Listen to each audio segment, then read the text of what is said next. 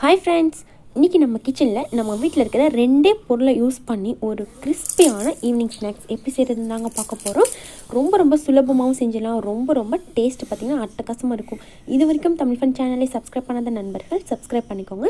அப்படியே பக்கத்தில் இருக்கிற பெல் ஐக்கானை கிளிக் பண்ணிவிட்டு ஆல் அப்படிங்கிற ஆப்ஷனை கிளிக் பண்ணிக்கோங்க. அப்போ தான் நாங்கள் அப்புறம் நியூ அப்டேட்ஸ் டெய்லி உங்களுக்கு உடனுக்குடன் நோட்டிஃபிகேஷன்ஸாக வரும்.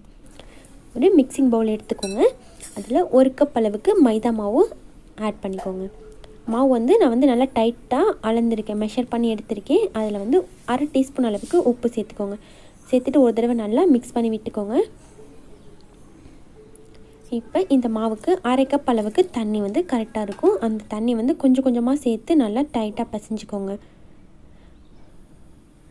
நம்ம மாவு லூஸாக நம்ம மெஷர் பண்ணோம் அப்படின்னா அதுக்கு தண்ணி இன்னும் கொஞ்சம் கம்மியாக செலவாகும். மாவு நல்லா அழுத்தி அளவு எடுத்தோம் அப்படின்னா 1/2 கப் அளவுக்கு தண்ணி கரெக்டாக இருக்கும். தண்ணி இது போல் கொஞ்சம் கொஞ்சமாக சேர்த்து நல்லா மாவை திக்காக பிசைஞ்சிருங்க. இந்த மாவு பிசைஞ்சிட்டு இதை ரொம்ப ஈஸியாக நம்ம உடனே ப்ரிப்பேர் பண்ணிடலாங்க. ஊற வைக்கணும் அப்படின்ற அவசியம்லாம் இல்லை. பாருங்கள், மாவு இது போல் நல்லா திக்காக பிசைஞ்சு வச்சுட்டு இப்போ ஒரு மிக்ஸி ஜாரில் 1/2 கப் அளவுக்கு சர்க்கரை சேர்த்துக்கோங்க. சர்க்கரை சேர்த்து க்ளோஸ் பண்ணிவிட்டு இதை பவுடர் பண்ணிக்கலாம். நல்லா நைஸாக பவுடர் பண்ணி எடுத்து வச்சுக்கோங்க. அவ்வளோதான், நம்ம செய்ய ஆரம்பிச்சிடலாம். இப்போ நம்ம ரெடி பண்ணி வச்சுருக்க மாவில் ஒரு சின்ன பால் சைஸ் எடுத்துக்கோங்க.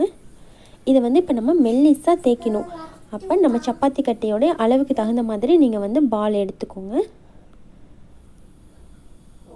பெரிய சைஸ் கட்டையாக இருந்தால் நீங்கள் பெரிய பாலாக எடுத்துக்கலாம். சின்ன கட்டையாக வச்சுருக்கீங்க அப்படின்னா ஒரு சின்ன சைஸ் பாலாக எடுத்துக்கோங்க. எடுத்துகிட்டு மேலே நல்லா மாவு டஸ்ட் பண்ணிக்கிட்டு இது நல்லா பேப்பர் போல் மெலிசாக நம்ம தேய்ச்சிக்கணும். அவ்வளோதான். இது போல் தேய்ச்சதுக்கப்புறம் இதை குட்டி குட்டி பீசஸாக கட் பண்ணிக்கலாம். ஸ்கொயர் பீசஸாக கட் பண்ணிக்கலாம். ஒருவேளை கொஞ்சம் மொத்தமாக தேய்ச்சிட்டிங்க அப்படின்னா அந்த கிறிஸ்பினஸ் உங்களுக்கு வராது. அதுக்காக தான் இதை நம்ம நல்லா மெலிசாக தேய்க்கணும். இதை தேய்ச்சி நம்ம கட் பண்ணி எடுத்துட்டோம் அப்படின்னா 5 நிமிஷம் கூட ஆகாது. இதை நம்ம ப்ரிப்பேர் பண்ணி சர்வ் பண்ணுறதுக்கு அவ்வளோ ஈஸியாக இருக்கும், அவ்வளோ டேஸ்டியாகவும் இருக்கும்.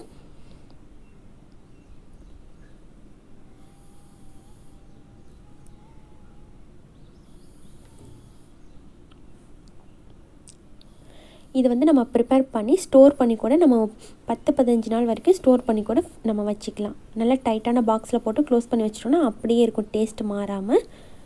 இது போல் ஸ்கொயர் பீஸாக கட் பண்ணதுக்கப்புறமா 2 ஆப்போசிட் சைடையும் எடுத்து ஃபஸ்ட்டு ஜாயின் பண்ணிக்கோங்க. அதுக்கப்புறம் மீதி இருக்கிற 2 சைட்ஸையும் எடுத்துகிட்டு இது போல் லைட்டாக சைடில் 2லேயும் லைட்டாக ப்ரெஸ் கொடுத்துருங்க. பார்க்க சாக்லேட் போல் இருக்கும்.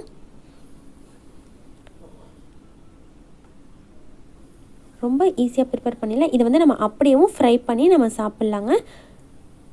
இந்த பீசஸ் அப்படியே நம்ம ஃப்ரை பண்ணி சாப்பிட்டாலும் ரொம்ப நல்லாயிருக்கும். இது போல் டிசைன் பண்ணியும் நம்ம சாப்பிட்லாம்.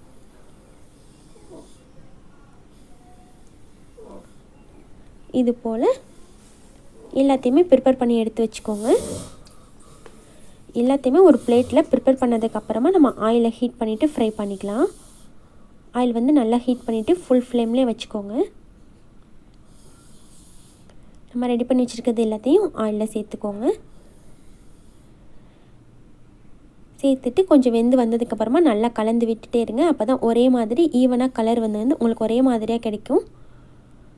பாருங்கள், இது போல் நல்லா செவந்து கோல்டன் கலர் வந்ததுக்கப்புறமா ஒரு பிளேட்டுக்கு மாற்றிடலாம். இதை நம்ம அப்படியே உப்பு பெப்பர் போட்டு சாப்பிட்டாலும் ரொம்ப காரமாக நல்லாயிருக்கும். குழந்தைங்களுக்கு நம்மளுக்கு ஸ்வீட்டாக வேணும் அப்படின்னா இது போலையும் செஞ்சு கொடுக்கலாம். நம்ம பவுடர் பண்ண சுகர்லேருந்து இது கூட இப்போ 1 ஸ்பூன் அளவுக்கு ஆட் பண்ணிக்கலாம். இது நம்ம எண்ணெயிலேருந்து எடுத்ததுக்கப்புறம் சூடாக இருக்கும் போதே சர்க்கரை போட்டு நம்ம இது போல் மிக்ஸ் பண்ணிடணுங்க. அப்போ தான் அந்த சர்க்கரை மேலெல்லாம் ஒட்டிக்கிட்டு சாப்பிடும்போது நல்ல ஸ்வீட்னஸாக இருக்கும். பாருங்கள் எவ்வளோ கிறிஸ்பியாக வந்திருக்குன்னு. அவ்வளோதாங்க. இதே போல் நீங்களும் உங்கள் வீட்டில் இந்த ஸ்நாக்ஸ் செஞ்சு பார்த்துட்டு எப்படி இருந்துச்சுன்னு மறக்காமல் கமெண்ட் பண்ணுங்கள். இந்த வீடியோ உங்களுக்கு பிடிச்சிருந்துச்சுன்னா மறக்காமல் லைக் பண்ணி உங்கள் ஃப்ரெண்ட்ஸ்க்கும் ஷேர் பண்ணிக்கோங்க. தேங்க்யூ.